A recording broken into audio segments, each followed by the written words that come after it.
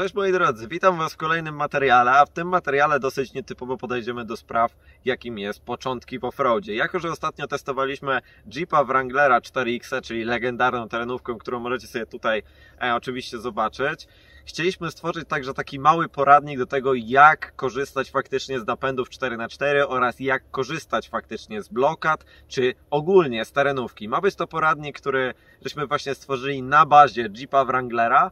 I to jest poradnik dla wszystkich początkujących, jak załączać napędy, jak korzystać z blokad i ogólnie jak posługiwać się terenówką. Więc ja Was zapraszam już do materiału, który żeśmy zrealizowali podczas testu Jeepa Wranglera 4X.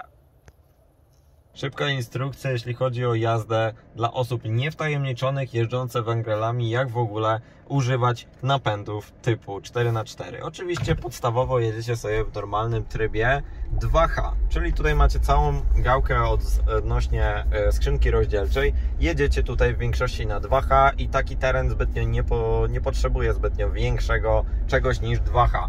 Jeśli zrobią się bardziej niepewne warunki, to jadąc do 72 km na godzinę możecie pociągnąć do siebie raz ten tryb i w tym momencie włącza się 4H auto.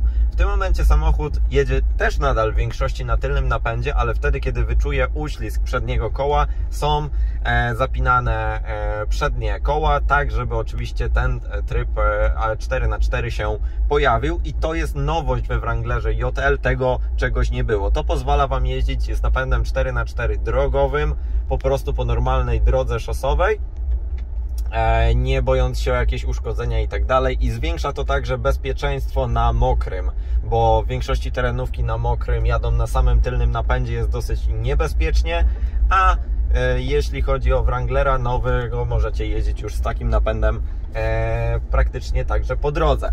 Następnie wystarczy, że pukniecie czy przesuniecie tą gałkę w prawo. W tym momencie włączył się 4H part-time, który jest także to wszystko tutaj sygnalizowane i pokazywane. 4H part-time to jest spięcie układu w trybie oczywiście szybkich prędkości, 4 height, czyli szybko, z napędem 4x4 i wtedy rozdział mocy jest już 50/50 i to możecie sobie włączyć tak jak ja jadę, po prostu się tocząc bez żadnego problemu. Jeśli chcemy włączyć jeszcze bardziej hardkorowe tryby, musimy już się zatrzymać. Wrzucacie sobie w tym momencie na neutral i w tym momencie macie 4H, N i 4L. Jako że part-time'a już Wam pokazałem, to teraz w tym momencie wrzucamy dalej. Oczywiście jest to dosyć specyficzne. Teraz macie neutral, tu Wam się zgadza neutral i w tym momencie jeszcze mocniej pociągacie i w tym momencie już wpiął się nam reduktor. Zapinamy bieg i w tym momencie włączany jest ESP, wyłączany jest system anti-crash i mamy włączony oczywiście tryb 4L. W tym momencie jest zapięty reduktor 4:1, jak to we Wranglerze Rubiconie. W Saharze już jest ten reduktor 2,72, tu mamy 4:1, czyli 4 razy moc silnika jest więcej momentu obrotowego przekładane na koła i to czuć. Ten samochód od razu jedzie, wiecie, tak za muśnięciem gazu to jest, wiecie, to jest naprawdę wyrywny samochód i tutaj bardzo dużo mocy.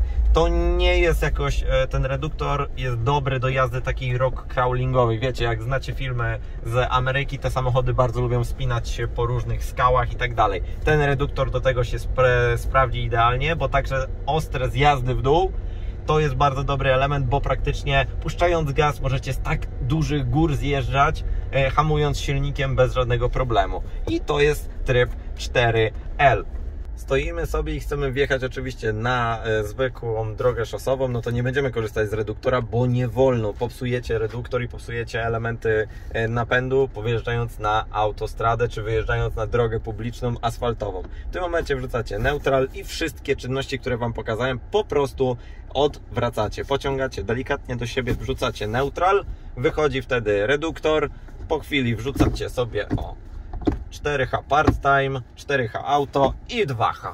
I teraz w tym momencie jesteście zapięci tak, że już możecie jechać tylko na samym tylnym napędzie bez problemu, nawet po asfaltowej drodze. Teraz troszeczkę o blokadach w Rubiconie, bo to jest jednak ważna jego część. Musicie mieć oczywiście zapięty reduktor, bo to jest ważny element, żeby już zapiąć także blokady. Pierwszym elementem, jaki możecie rozpiąć, to jest sway bar, czyli stabilizator poprzeczny z przodu. W tym momencie ja stoję na prostym. Ten samochód tylko na prostym jest w stanie odłączyć sobie stabilizator i tak samo go zapiąć. W tym momencie miga mi kontrolka sway bar. Ja wystarczy, że podjadę troszeczkę do przodu i został. Stabilizator poprzeczny został rozłączony. Co to daje? Już Wam tłumaczę. Daje to, że możecie wjechać na naprawdę konkretne elementy, jeśli chodzi o takie przekrzyże. Po prostu wjeżdżacie sobie delikatnie kołem. Ja już to testowałem. Wjeżdżacie kołem przed nim i nie ma żadnego problemu. Zobaczcie, jaki przekrzyż jesteście w stanie zrobić. Takie rzeczy. I koła są zrobione tak i tak. Dzięki temu, że faktycznie stabilizator jest odpięty, mamy większy wykrzyż kół i nie ma problemu nawet z podjechaniem takich konkretnych rzeczy. A co ciekawe, teraz nam się nawet udało, jak włączymy tryb Off-Road Pages, troszeczkę się to ładuje, oczywiście tutaj Jeep Gladiator zasuwa i jak nam się włączy tryb Off-Road Pages, zobaczcie, 19 stopni przechyłu, udało nam się ten samochód przechylić nawet do 22 stopni. Teraz sobie cofniemy delikatnie, oczywiście tak, żeby sobie tutaj wyjechać i powoluteczku możemy sobie ładnie wyjechać bez żadnego problemu i teraz Wam pokażę dalej.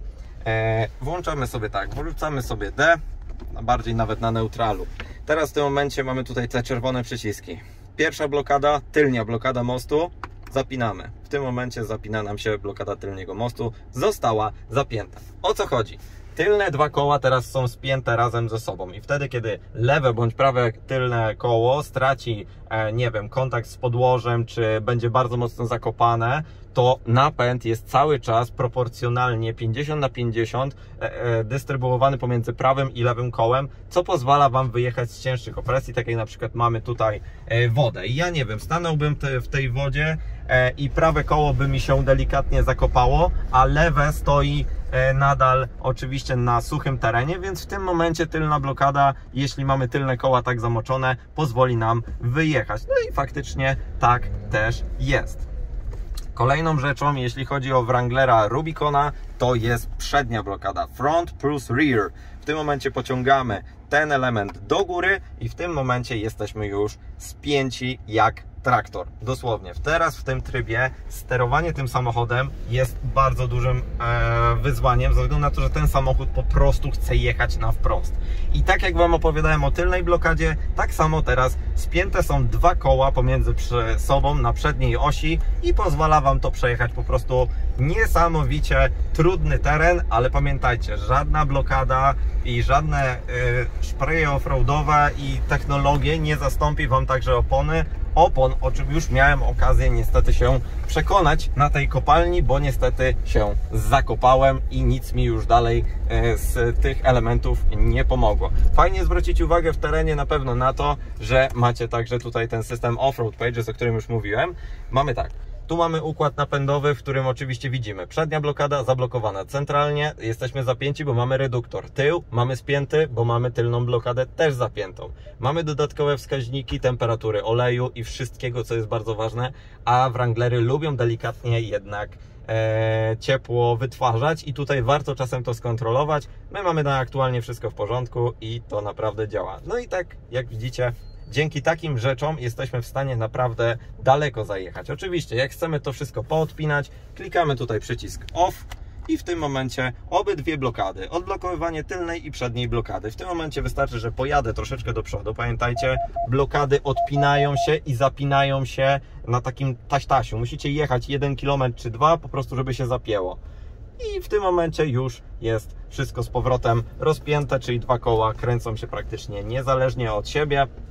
Do tego, żeby spiąć stabilizator, musicie stać na równym, klikacie sway bar i w tym momencie sway bar nam miga i poprzeczny stabilizator poprzeczny w toku, połączanie. I w tym momencie, jak już po prostu delikatnie będę jechał sobie do przodu, stabilizator został podłączony i to tyle.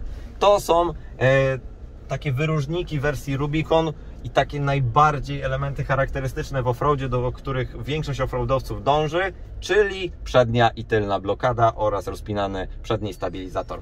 To macie w Rubiconie w standardzie.